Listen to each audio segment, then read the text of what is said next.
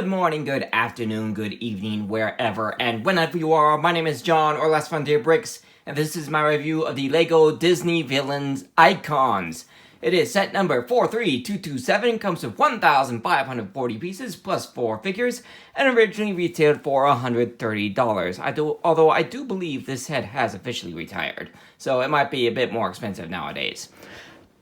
Unlike a lot of the other Disney 100 sets celebrating the 100 years of Disney, this is very much a build and display set. In fact, I can actually show you just how much of a display it is once you take a look at the back of the box. But that doesn't mean that this doesn't come with some pretty awesome figures. We've got the evil queen from Snow White in her old lady disguise. We've got Jafar as the genie from Aladdin and Return of Jafar.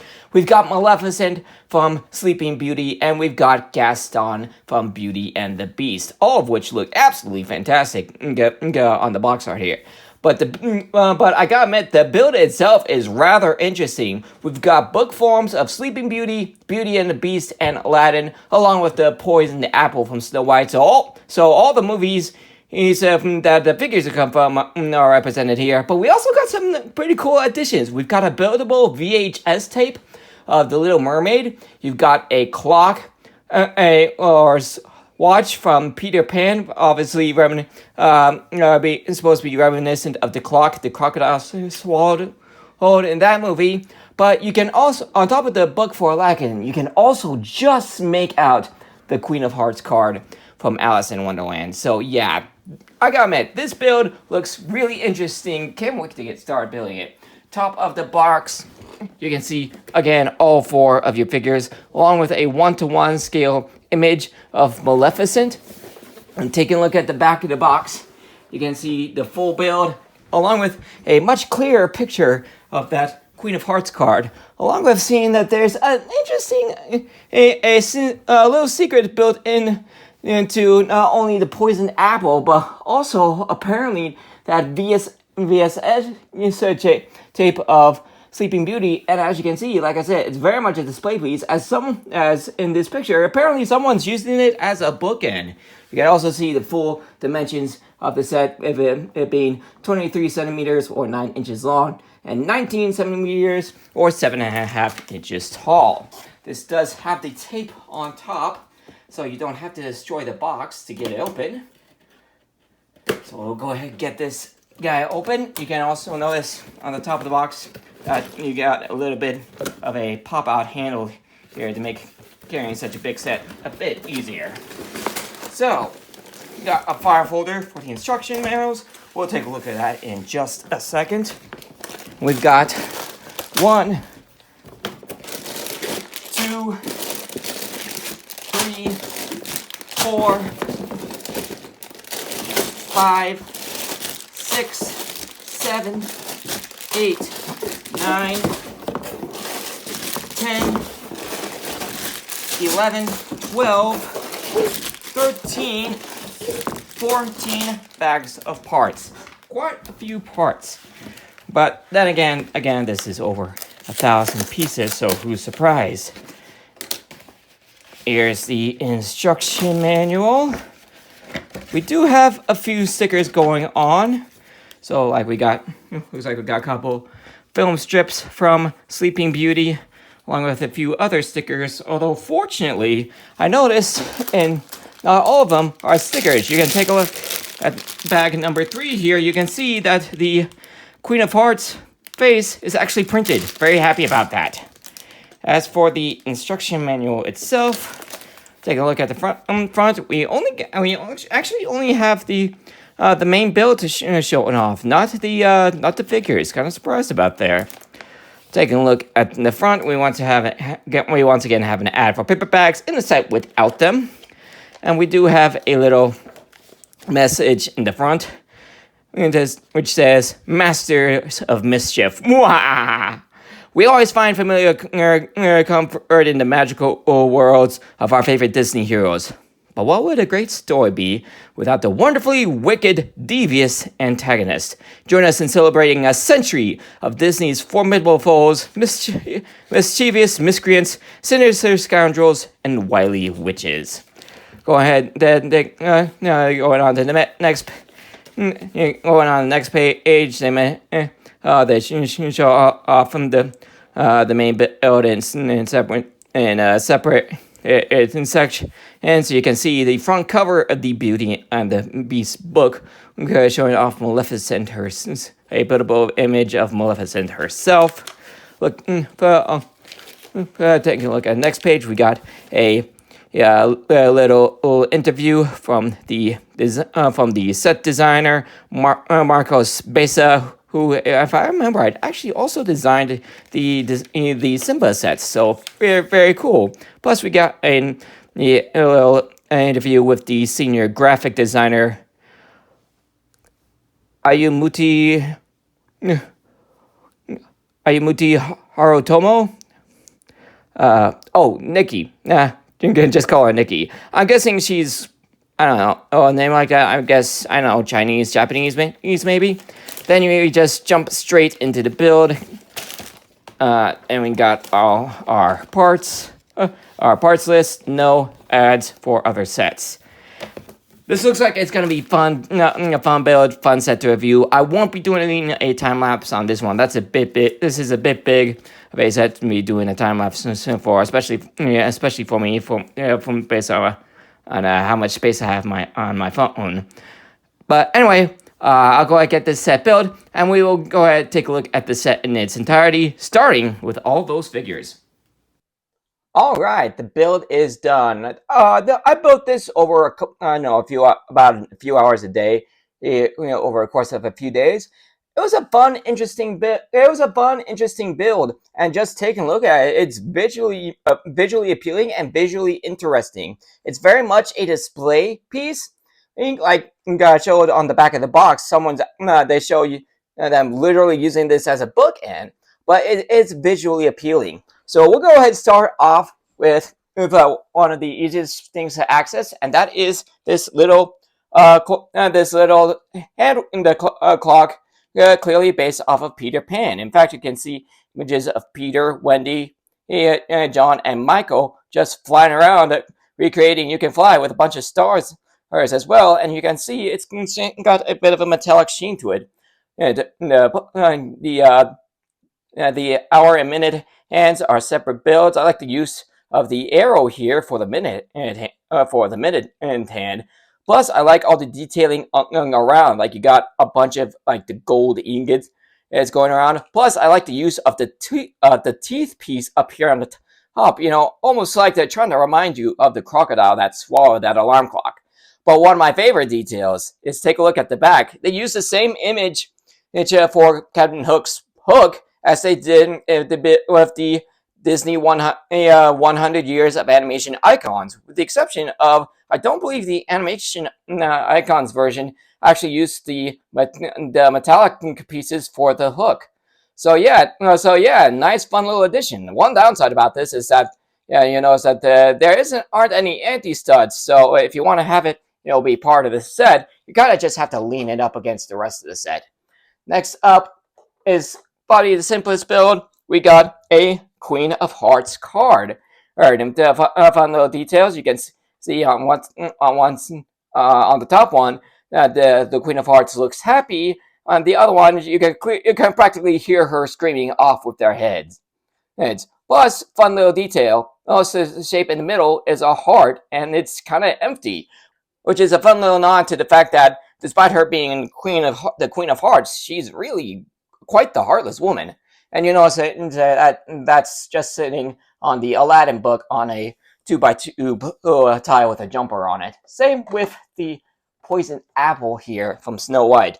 I love the details of this apple, especially with all the lime green in here, almost like the apple just got pulled out of the pot and it's still oozing that green poison. Plus, I like the use of the hot dog piece here for the stem and the little build for the leaf. But this apple here has its own little Easter egg. You can take part of it off, and look who's hiding inside. Our first figure, the Evil Queen, in her disguise.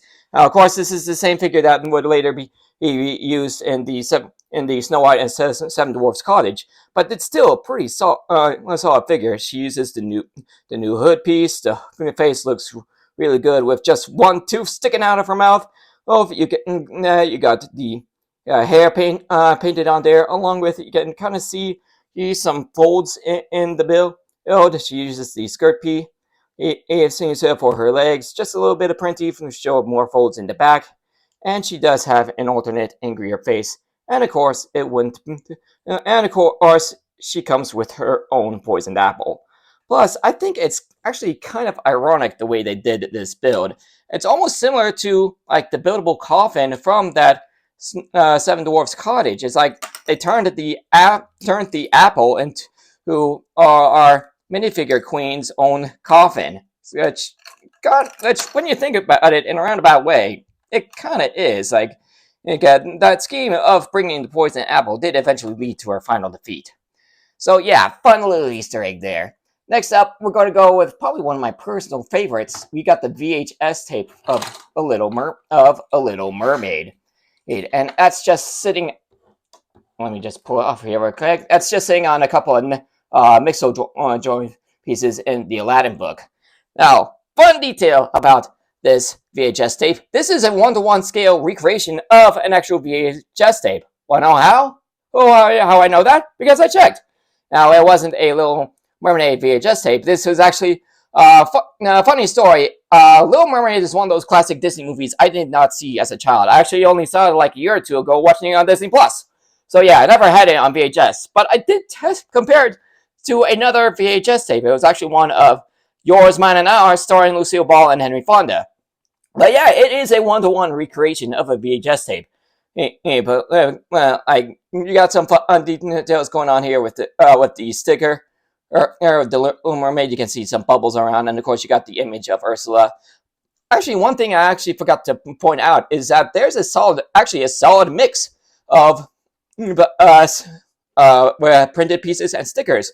For example, like I said, this one's a sticker, but the Queen of Hearts, those are all prints. It's the same with the print for the clock.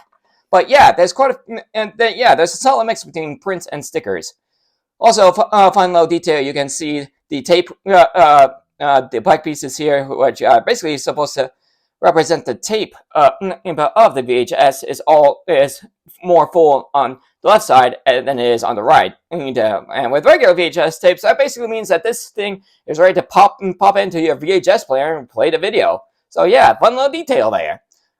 Plus you can see. Plus you get the bottom where the VHS would plug into the player. But taking a look at this thing, this is a basically studless design for this VHS tape. It's super smooth, super clean, just a few studs on the sides and on the top. Plus you can see a nice little Easter egg there. You can fold up the top, and you got some images from the movie. You got that also iconic shot of Ariel on top of the rock at the end of Part of Your World.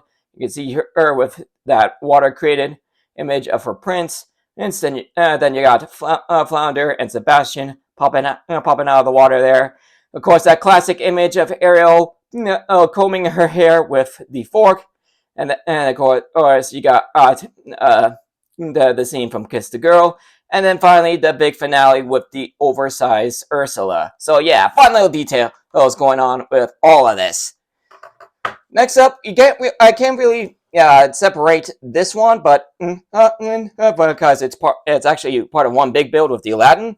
But you got the Beauty and the Beast. All of these are stickers, but once again, this one has a hidden feature. It's actually kind of reason why I started off with the clock sitting in front of Beauty and the Beast, so it could hide that little feature. There's basically a little handle here. You grab onto that, you get our next minifigure, Gaston. I do believe this figure ends up being reused in the new Sleeping Beauty castle. But I love what's going on with here. I love that evil look on his face.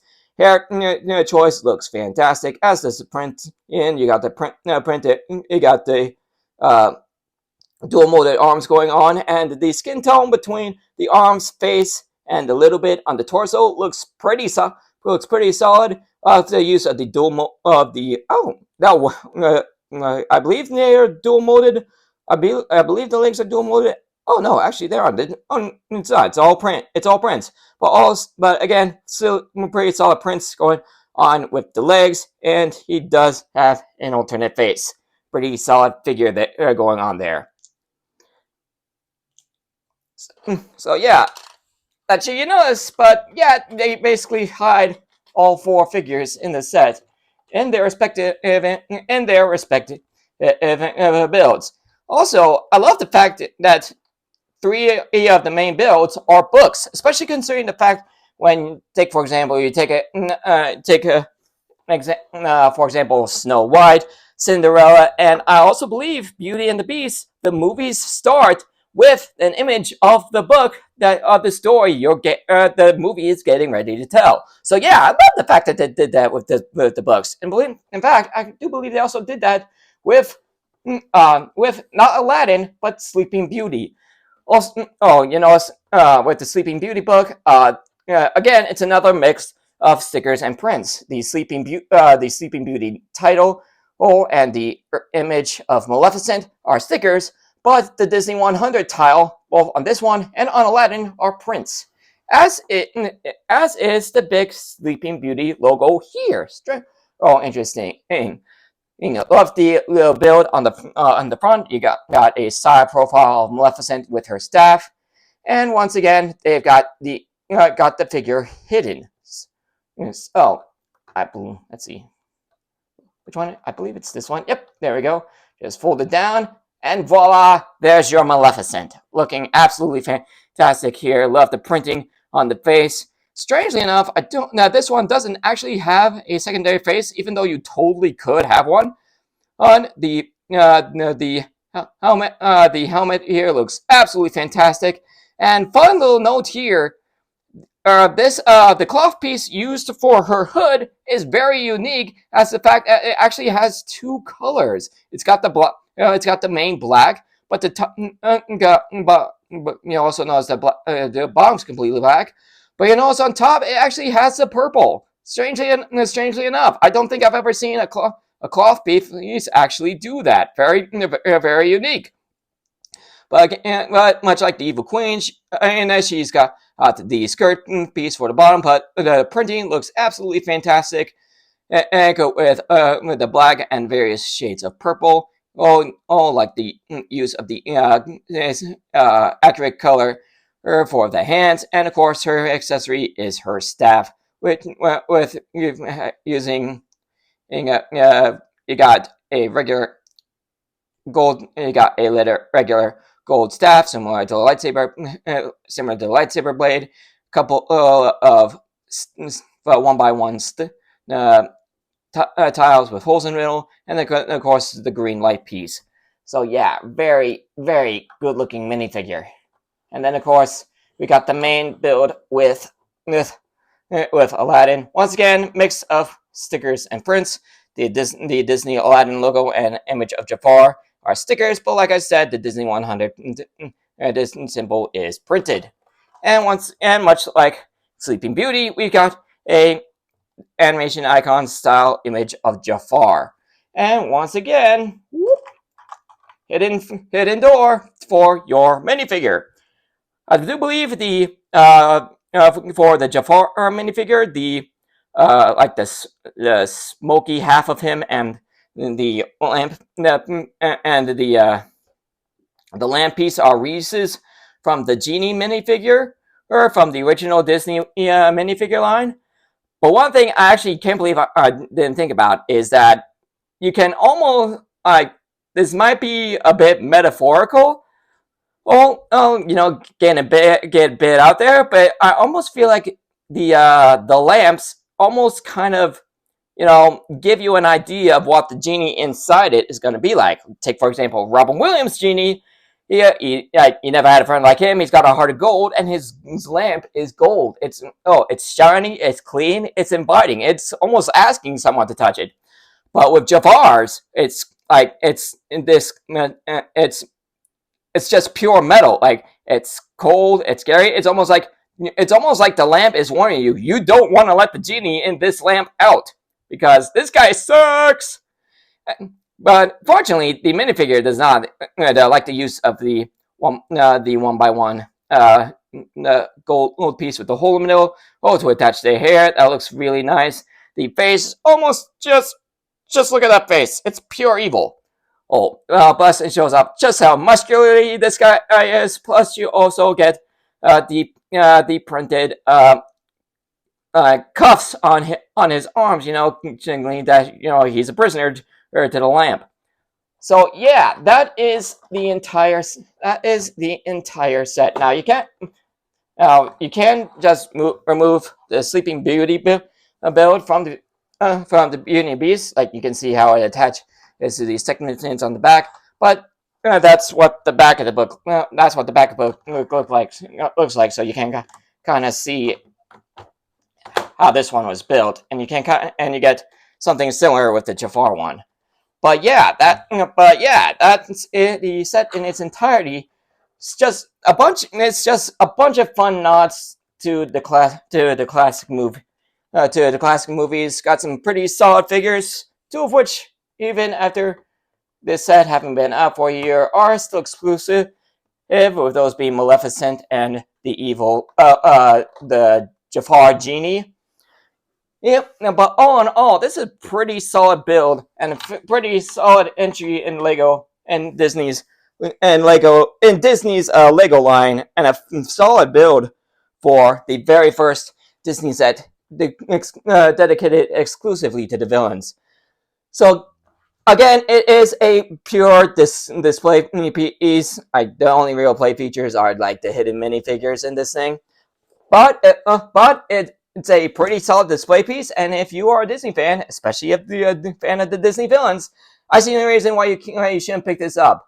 But with the one thing I'm kind of worrying myself about is the $130 price point. You might want to see if you can get that knocked down, either get it on sale or with VIP points. By the way, if you pick this set up, I don't think you're going to be all that disappointed. Well, that will be the end of this video. Thank you for joining me for it. If you guys enjoyed it, you know what to do. Hit like, subscribe, all that stuff. Ring the bell to be notified of all videos as soon as they become available. Check out my channel and some more of my content on the end screen in just a few seconds. And I will see you all in the next video. Later, everybody.